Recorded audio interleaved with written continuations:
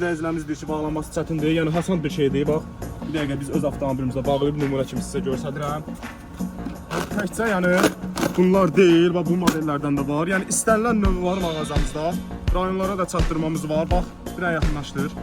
Bax, burada razmerləri var gördüyünüz kimi. Təkərlərin, maşınların markasına kimi var. Bax, Range Rover'dir, sonra Renault'dur, Mazda'dır, Opel'dir. Bax, sonra Honda'dır, Ford'dur.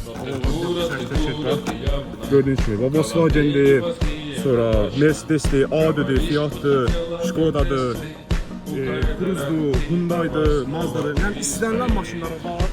Mən qardaşım, gelirsən istirahətə, yolda qalmamaq istəyirsənsə, bax, gəlib belə zəncirlərdən, bu zəncirlərdən alırsan, atırsan avtomobilə, yəni ehtiyat deyib igidin yaraşır.